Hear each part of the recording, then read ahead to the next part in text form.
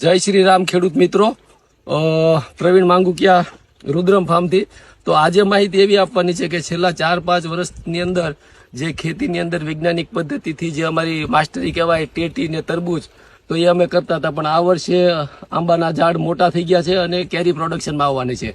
તો ઉનાળાની અંદર તકલીફ પડી શકે, હાર્વેસ્ટિંગ કે ટેટી તરબૂચ અને કેરીનો ઓલમોસ્ટ એક સાથે આવી જાય તો સ્ટાફની પણ તકલીફ પડી શકે. તો આ વર્ષે ટેટી અને તરબૂચનું અમે કોઈ પણ જાતનું વાવેતર કરેલું નથી ને આગામી વર્ષોમાં ટેટી અને તરબૂચ અમે વાવેતર કરવાના નથી. આ માહિતી આપવાનું કારણ એવું હતું કે રોજના લગભગ 10 થી 15 ફોન આવે છે કે ટેટી તરબૂચ બનાવી કે નહીં, ટેટી તરબૂચ બનાવી કે નહીં, ક્યારે શરૂ થવાની છે.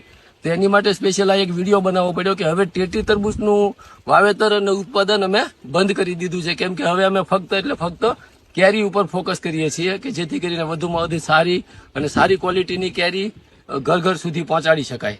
એટલા માટે હવે ટેટી અને તરબૂચને લગતું કામ અમે બંધ કરી દીધું છે. જો કોઈ ખેડૂત મિત્રએ ટેટી ને તરબૂચ કરવું હોય તો એને ચોક્કસપણે સંપૂર્ણ માહિતી, એના જે ટેકનિકલ લોકોના નંબર કે જે કંઈ રોપા ક્યાંથી મળે છે એ બધી જ માહિતી અમે આપીશું જે ખેડૂતોએ કરવું હોય એની માટે.